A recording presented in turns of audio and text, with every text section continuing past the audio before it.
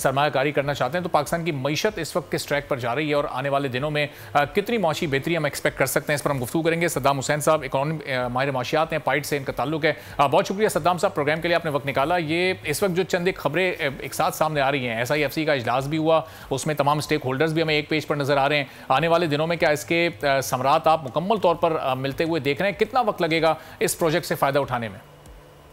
सद्दाम साहब से भी हम बात करेंगे, रिकनेक्ट हम करते हैं सद्दाम साहब को ताकि उनकी आवाज़ नाज़रीन तक पहुंच सके। और बड़ी अहम डेवलपमेंट्स हुई हैं माशी एतबार से। SIFC की ये मीटिंग इस हुकूमत के आने के बाद ये पहली बड़ी मीटिंग हुई है और इसमें आगे के हवाले से अब एक हिकमत अमली तय कर ली गई है, एक लाहे अमल बना लिया गया है कि सूबों को किस तरह से आगे लेकर चला जाएगा, किस तरह से SIFC से भरपूर और बेहतरीन फ़ायदा उठाने की कोशिश की जाएगी और जो तमाम दोस्त ममालिक हैं उनके साथ प्रोजेक्ट्स को किस तरह से आगे बढ़ाया जाएगा। सद्दाम हुसैन साहब हमारे साथ कनेक्ट हो चुके हैं। तो सद्दाम साहब, SIFC को आप पाकिस्तान की इकोनॉमी में आगे गेम चेंजर के तौर पर देख रहे हैं, क्या रोल इसका हो सकता है? कब तक इसके फवायद और समरात मुकम्मल तौर पर पाकिस्तान की इकोनॉमी को मिलना शुरू होंगे? जी शुक्रिया। सबसे पहली बात तो यह है कि हमारी इकोनॉमी मुश्किल हालात में है और आगे चंद महीनों या एक साल में मुश्किल ही रहेगी। हाँ, ये हुआ है कि इलेक्शन के होने के बाद, नई हुकूमत आने के बाद और सब स्टेक होल्डर का मिल के बैठना और उसके ऊपर ये जो IMF की आखिरी ट्रांच हमें मिली है 1.1 बिलियन डॉलर की, तो थोड़ा सा स्टेबिलिटी, वो जो हम एक टर्म यूज़ करते हैं ब्रीदिंग स्पेस, हमें मिलेगी, जो हमारी मजबूरी भी थी। बट हमें अभी मुश्किल फैसले होंगे क्योंकि अगला जो एग्रीमेंट होगा IMF के साथ वो नेक्स्ट फाइनेंशियल ईयर में होगा और उसके लिए टाइट बजट, ज़्यादा टैक्सेस, बिजली के नर्क में इजाफा और चीज़ों के नर्कों में इजाफा और फिस्कल कंसोलिडेशन जो कहते हैं, एंड टाइट जो मॉनेटरी पॉलिसी है, तो ये आम आदमी के लिए तो मुश्किल है। बट एटलीस्ट ये जो हमें अभी एग्रीमेंट हुआ है, ये जो अगला एग्रीमेंट हमें IMF के साथ हम उसमें जाएंगे, उसके लिए भी एक खुशगवार फैक्टर के तौर पे, क्योंकि ये अगर हमने कंप्लीट किया है तो कुछ ना कुछ वजह है, कुछ ना कुछ तो हमने प्रोग्रेस दिखाई है।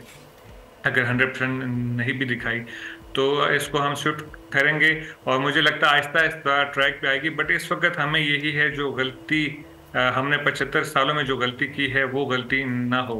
We should not repeat that again. हमें डिपेंड करना, IMF के प्रोग्राम पे डिपेंडेंट नहीं होना चाहिए, इसको यूज करना चाहिए एज ब्रीदिंग स्पेस और उस स्पेस को यूज करना चाहिए हमें बुनियादी इस्लाहात जो हमारे मुल्क में, जब तक वो बुनियादी इस्लाहात नहीं होंगी या IMF का प्रोग्राम ख़त्म हो जाएगा, हम फिर उसी पोजीशन में आ जाएंगे, वो हम फिर एक दफ़ा IMF के पास जाएंगे। तो IMF के प्रोग्राम से मिलने को हमें खुशी नहीं समझना चाहिए, इसको एज एन अपॉर्चुनिटी समझना चाहिए कि हमें अच्छा चलो कुछ मिलने की स्पेस मिल गई और उस स्पेस में हमें कुछ बुनियादी इस्लाहात, बोल्ड इस्लाहात लेके आनी होगी, तब ही हमारी इकोनॉमी शायद ट्रैक पे आ सके। अदरवाइज सद्दाम साहब, ये बुनियादी इस्लाहात क्या हो सकती हैं और किस तरह से इस प्रोग्राम को या अगले प्रोग्राम को आखिरी प्रोग्राम बनाया जा सकता है, इस पर भी मैं आपकी राय लूंगा। लेकिन ये भी बताएगा कि अब इस प्रोग्राम के अनाउंस होने के बाद, ये मामला तय होने के बाद कुछ पॉजिटिव्स भी सामने आ रहे हैं। कल अमेरिका का भी बयान सामने आया कि वो भी पाकिस्तान में कोई छोटी इंडस्ट्री में सरमायाकारी करना चाहता है। फिर ब्लूमबर्ग की जो रिपोर्ट सामने आई, इसमें पाकिस्तानी जो डॉलर बॉन्ड्स हैं उनकी वैल्यू 2 साल की बुलंद तरीन सतह पर पहुँच गई है। तो ये सब IMF की डील का ही नतीजा है? जी, ये मुख्तलिफ वजूहात हैं इसकी। एक तो हुकूमत आ गई है नई, अब स्टेबिलिटी है, 4-5 ईयर्स अपनी टर्म तक रहना है। फिर IMF का जो अभी हमारा एग्रीमेंट हुआ है वो भी है इसके अंदर। तो सब जो स्टेक होल्डर्स हैं, जो हमारे साथ जिनके इंटरेस्ट हैं, उनको पता है कि अब कुछ स्टेबिलिटी रहेगी। तो जब स्टेबिलिटी होती है तो फिर इन्वेस्टमेंट भी होती है, इकोनॉमिक एक्टिविटी भी होती है। तो इस वजह से शायद कुछ अच्छे असरात आपको दिख रहे हों, बट ये दूररस नहीं हो सकते जब तक हम बुनियादी इस्लाहात ना लेके अपने मुल्क में, क्योंकि सबसे जो बड़ी चीज़ है वो अनसर्टेनिटी है हमारे मुल्क में, हमारी इकॉनमी में। हमारी इकॉनमी अनसर्टन है। हमारे इंडस्ट्रियलिस्ट को या बाहर से आने वाली जो भी इन्वेस्टमेंट है, FDI है, उसको ये नहीं पता होता कि 3 महीने बाद क्या हालात होंगे। 3 महीने तो रहने दें, 1 हफ्ते के बाद भी हालात नहीं पता होता। इंसेंटिव मैकेनिज्म चेंज होते हैं, जो फ्रेमवर्क्स होते हैं फॉर इंडस्ट्री एक्सपोर्ट्स के लिए, वो चेंज हो जाती है। तो जब तक आपको ये नहीं पता कि अगले हफ्ते क्या होने जा रहा है, वाई वुड आई इन्वेस्ट?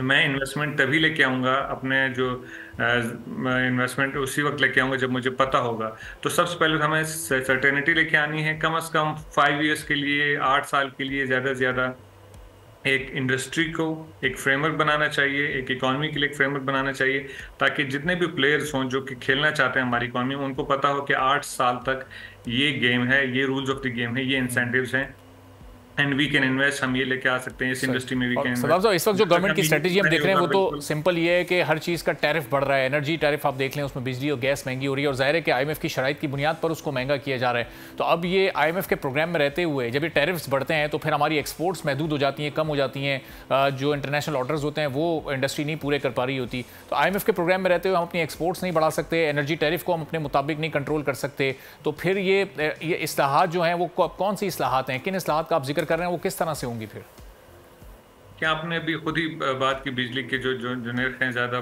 बढ़ रहे हैं, उसके में इस्लाहात यही हैं कि हम आवाम के ऊपर बोझ ना डालें। असल इशूज़ कीमत के नहीं है, असल इशूज़ ट्रांसमिशन के हैं, थेफ्ट के हैं और चीज़ों के हैं, एफिशिएंसी के हैं, सिस्टम के अंदर एफिशिएंसी नहीं है, तो उसकी वजह से जो बोझ है वो हम कंज्यूमर पर डाल देते हैं, उसका जो नर्ख है वो हम उसको ऊपर ले आते हैं। बट ये शॉर्ट टर्म है, क्योंकि वो जो इस्लाहात हैं उसमें इट विल टेक टाइम, कुछ महीने लगेंगे, कुछ एक साल लगेगा पूरे सिस्टम को इम्प्रूव करने में, एफिशिएंसीज ख़त्म करने में, जो थेफ्ट हो रहा है उसको कंट्रोल करने में। तो वो जिम्मेदार आईएमएफ तो नहीं है, आईएमएफ को तो शॉर्ट टर्म अप्रोच चाहिए, वो कहेंगे आप ये नर्ख इसका ऊपर कर दें तो आपकी रिकवरी हो जाएगी। बट वो इस्लाहात हमने देखने हैं, ये मुल्क हमारा है तो वो हमने करने हैं, जब तक हम खुद नहीं करेंगे तो आईएमएफ तो कुछ नहीं करेगा हमारे लिए। तो सदाम साहब ये गवर्नमेंट करेगी, ये रेलेवेंट मिनिस्ट्रीज़ करेंगी, जो अभी नए नए मिनिस्टर आए हैं अभी उनके अर्ली डेज़ हैं, इनिशियल डेज़ हैं, लेकिन ज़ाहिर माजी में वो सब मुख्तलिफ मनसबों पर अपने खिदमात सर अंजाम दे चुके हैं। तो अब ये हम जब पावर सेक्टर की अगर बात कर रहे हैं, अभी सरदार उवैस लगारी साहब को ये सेक्टर दिया गया है, तो अब उनसे हम एक्सपेक्ट करें कि वो कुछ ऐसी पॉलिसीज़ बनाएंगे जिसमें इन इस्लाहात को फिर प्रायोरिटी दी जाए। जी ऑब्वियसली ये तो जो शॉर्ट टर्म है, ये तो मैंने आपको बता दी, जो आईएमएफ की डिमांड भी है कि प्राइस इंक्रीज करें, बट अगले 1-2 सालों में हमें पूरे सिस्टम को ओवरहाल करना है, एफिशिएंसीज ख़त्म करनी है, एवेल्यूएशन बेस्ड पे जो अपॉइंटमेंट्स हैं। सब्सक्राइब करें और बेल दबाएं ताकि कोई खबर रह न जाए।